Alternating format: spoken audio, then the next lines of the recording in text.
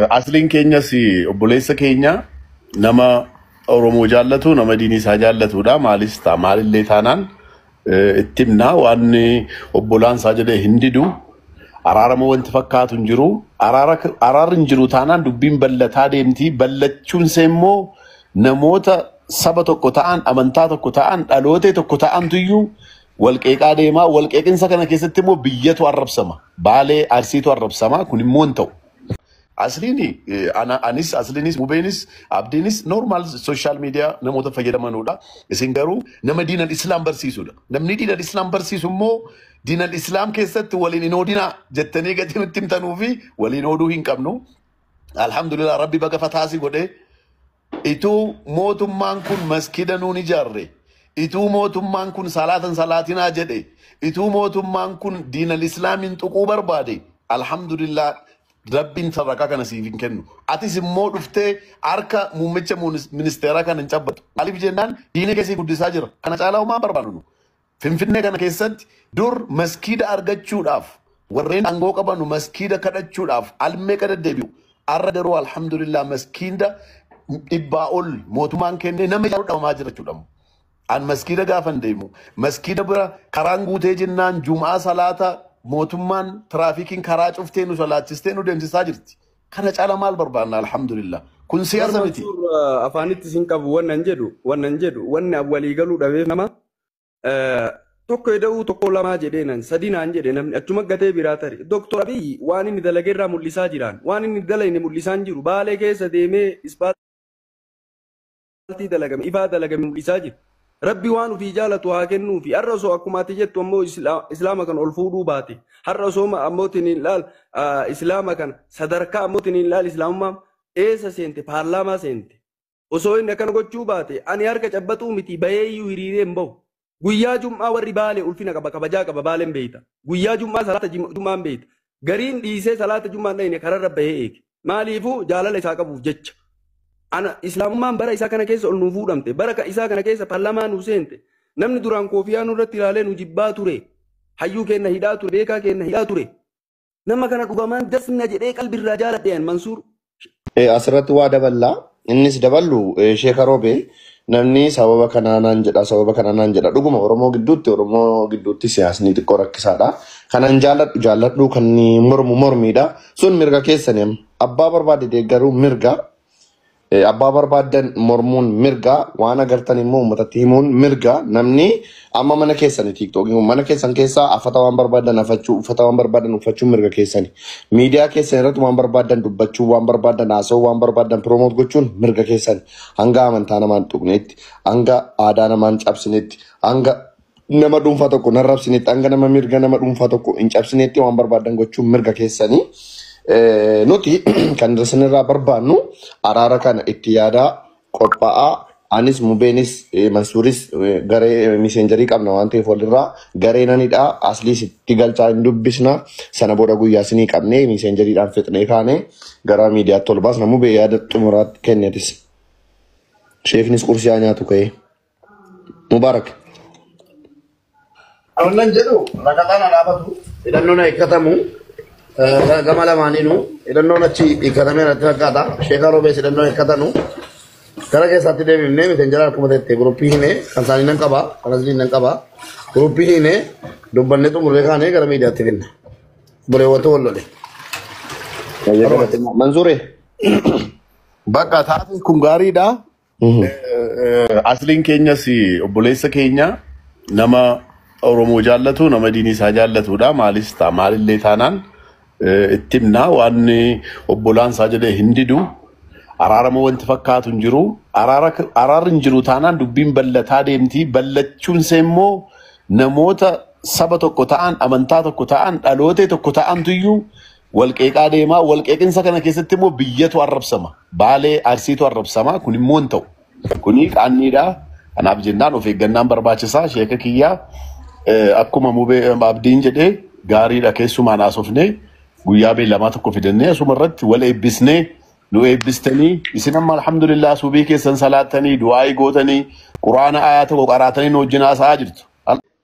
dubbii jalqabaa wal mammadeessaniiru sheeka Roobenis waa jedhaniiru asliins waa jedheera dhagaa turre nus poost godhaa turre waan ta'eef namni gariin itti qoosaa ture kolfaa ture waan ta'e jalqabaa atis Mansuuree dabalannee mubeen jira ijoolleen jajjaboon jiru ijoolleen keenya hiriyoota keenya dabalannee miseenjarii garee ijaaranii miseenjarii keessatti haasofnee xumurannee kaanee gama miidiyaa kanatti immoo finnee araara isaanii sakaan keessoodhaan finnee miidiyaa irratti finnee xumurree bareedan jedha yaadni koo kana sheekaatti uffamu beetis yaada kana irratti waan jettu kenne.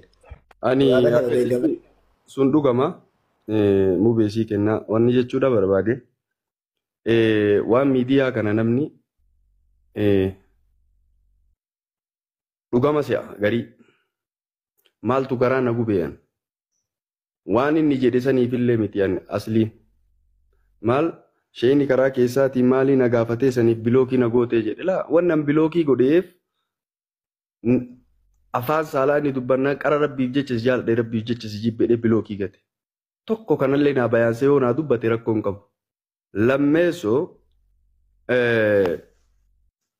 ani lafaa ka'ee illee naman tuqu ni beeytanii sirratti lafaa ka'ee naman tuqu sinii galee garuu jechiin jedhamni waan hin godhamne wayii waan termarra godhamu wayita birrii fudhatee amma asliin doktor asliin nama birrii fudhatee anarratti waa waraabee dubbatuu qabu laa afaan kee ammootiin sanii waa jedhiin jedhanii kalee dhageenyaa hinaan itti cabse akkas ta'uu hin qabu garuu namni nama diinii kanarraa namni waan xiqqoo eegaa saniif haasawatiyye takkitti 180 jedhe santu biyya girrisiise la osoo durriyyeen haasawite namni fudhataman qabu jechi kiyya sun maal nama diiniitii diin barsiisaa akkamitti akkana jedhe jechuun sanii fudhatanii girrisan ani waan dhaga'ee hime kakuullee narra hin jiru barsan Mansuur oma dhaga'ee hime rabbillee nan gaafatu homaa waan nyaachisu wayiillee hin jiru an dhaga'ee hime eeganaa oo ittuma san addaan baafadhee wayite jedhu akkana naan jennaan viidiyoo godhuu jedhee lakkin godhu nama ibsuu badaa jedhee hin godhu takka tiftee fataa itti haa jettanii maaliifuu ajandaa isinii godhee garanatti esaamatti isinii kennee gara biraa dalagaa deemee iyyoo akkuma namtichi ammootiin waa jalaa waa qabeetiin gara oorruu fi taru ajandaa namaa godhee gara biraa tare sun achitti akkuma inni jedhe Abdii Geetaachoo osoo ananarra fiddanii miidhaga'ee nama diiniiti nama araarsu malee nama araara hin fudhadhu jedhu tokkoo miti. Nama ammoo baay'inni namaa na sobu nallee sobuu miti goota itti cabsi nama namni jedhee ani ammootiin sababaa namni ammoo itti cabsi naan jedhee nama sanii cabsullee miti nama ammootiin baay'inni nama kalee akkasii iddee kalee si madeessi akkasiin jedhee nama kanaan araaramtaasi naan jedhee na jala deemee namni yoo natti lakkin araaramuu jedhee jecha namaa fudhadhee deemu sanii miti ani sinii gurguddaa hagana gahu hayyuu hagana gahu miti. Ijoolleen daa'imni soonatti himte bakka haqaatti haqaan fudhadhaan haqa biratti arginaan harkanii fudhadha waan kana lafarratti dafxaanatti dhuftan amma osuma haasoynu imalarrallee jira sanirraa boqonnaa bulii 10 fataa jedhaa jira anuu Mansuuruu kinoo Finfinnee keessa rabbi si haa dabalu si ammalleetiin sitti haa tolu waggaa hedduu fataa jedhaa jirta ammee zamoona kanarraa haa godhaa jira waan cinqii kanarraa kaasaa jechuu barbaade xiqqoo achi guyyaa naa qaba. Guyyaa sanii qabna sheeka anis Mansuuris mubeenis wal beekna hundi keenya Mansuuris sana hiriyaadha asliin sana hiriyaadha beektaa asliif mubaarak wallollaan kan araarsi eenyu sheeka ana Abdii Geetaachooti kaayiroo dhaqee bara kaayiroo dhaqee kan asliif mubaarakiin araarsi ana sinii galee wal fixxee jarri kanammoo amma sinis kan araarsu immoo numa kanaafuu maal goonaa keessoraan asliittis dubbadhee isattis dubbadhee isinittis dhufneetuma dubbannee miidha inni dubbannee kaanee beellama qabnee miseenjariidhaan haasofnee kaanee gama miidiyaatti finna. Mansuuree akkasii wayyu? Bakka gaariidha sheeka Roobee rabbiin fataasee haa godhu namni islaam qabdu. Diin islaam qabu namni amantaasaa jaallatu namni amantaasaa barsiisu rabbiin duniyaa irrattis akiraattis inuma gammachiisa rabbiin gammachuu duniyaa gammachuu akiraas rabbi siifa kennu.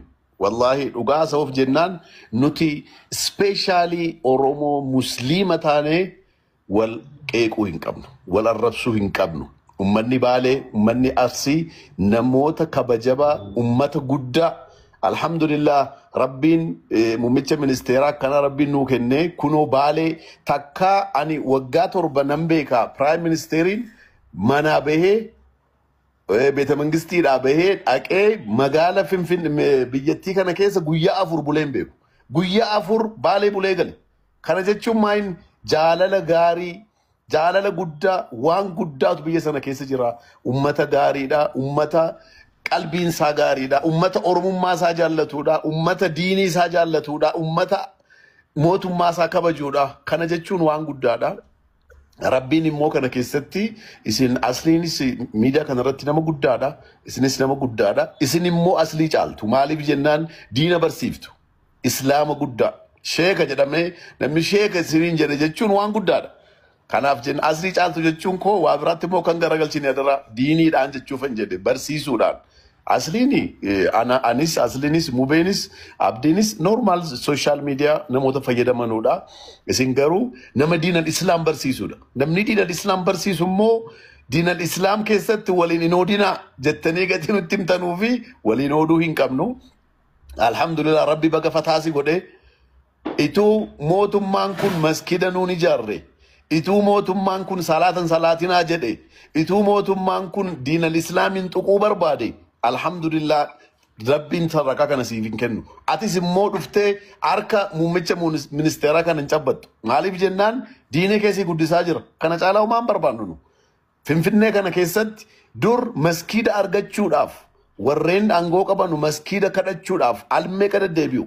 Arra garuu alhamdulillah maskida dhibbaa ol mootummaan kennee nama ijaaruu dhabamaa jira jechuudha. An maskida gaafan deemu.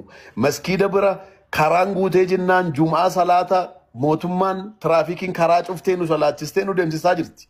Kana caala maal barbaanna alhamdulillah. Kun siyaasa miti. Afaanitti isin qabu wannan jedhu wanni walii galuu dhabeef nama tokko eda'uu tokko lamaa jedheenan sadinaan jedhe namni achuma gatee biraa tare. Doktor Abiy waan inni dalageerraa mul'isaa jiran waan inni dalagni mul'isaan jiru baalee keessa deemee ispaaltii dalagame ifaa dalagame mul'isaa jira. Rabbi waan ufii jaalatu haa kennuufi har'a osoo akkuma ati jettu ammoo islaama kan ol fuudhuu baate har'a osoo ammootiin ilaal islaama kan sadarkaa ammootiin ilaal islaama